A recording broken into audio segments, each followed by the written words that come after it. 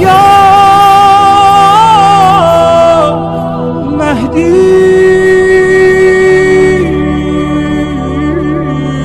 انسان خدا کی بارگاہ میں مانگتا رہتا ہے، انہوں نے کہا ہوتی نہیں ہے. خوب وہ مالک ہے، وہ آپ کو بہتر جانتا ہے، آپ کو کب عطا کرے، کیا عطا کرے، کتنا عطا کرے، کتنا دے، خدا بہتر جانتا ہے.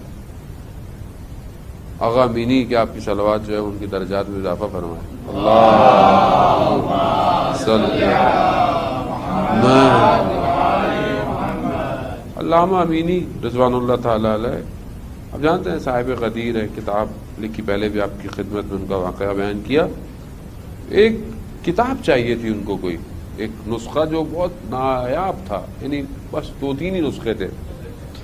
دعا مانگتے رہتے تھے ہر وقت آ کے کہ مولا دے دیں کتاب، پتہ چل جائے، میں آپ ہی کے لیے محنت کر رہا ہوں، آپ ہی کے لیے کر رہا ہوں.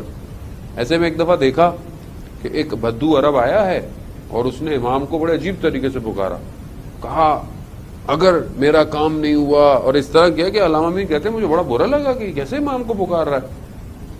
کہا کہ مرد ہیں تو میرا یہ کام کر دیں.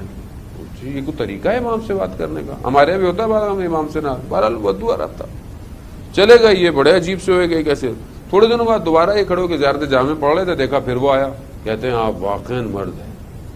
تو علامہ امینی کہنے لگے کہ عجیب ہے، میں اتنی دعائیں، اتنی زیارتیں، میں اتنا وہ مولا یہ وہ، میں مانگ رہا ہوں کتاب نہیں دے رہے. وہ اس نے آ کے عجیب طریقے سے بات کی، آپ نے اس کی بات پوری کر لی. ارے بڑا عجیب سا ہوا، میں بڑا ناراض ہو کے کہتا ہے میں چلا ہے، میں سویا، میں نے خواب میں دیکھا مولا میرے پاس آئے اور مولا نے کہا کہ دیکھو امینی تم تو ہمارے اپنے ہو،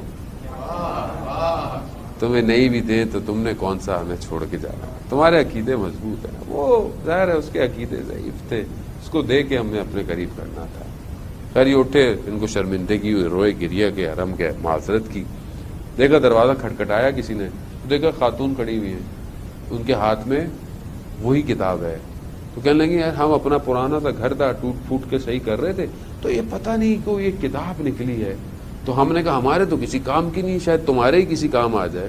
تو وہ ان 3 نسخوں میں سے ایک نسخہ تھا جو دنیا میں موجود تھا.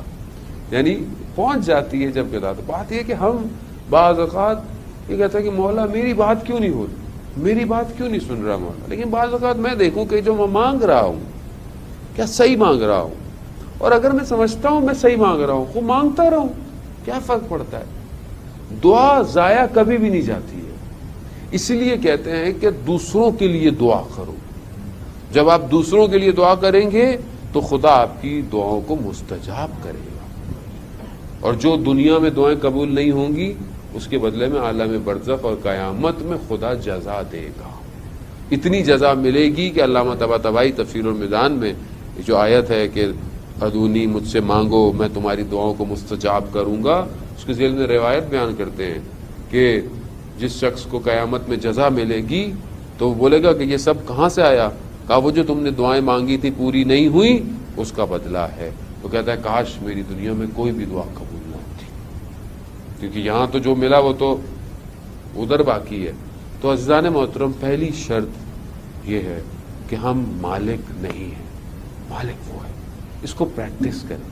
مشکل ہے، چھوٹی چھوٹی چیزوں پریکٹس کریں، چھوٹی چھوٹی چیزوں سے اپنے آپ کو دیکھیں کہ کتنا میں اس کو مالک مانتا ہوں، کتنا میں خود مالک. مہدی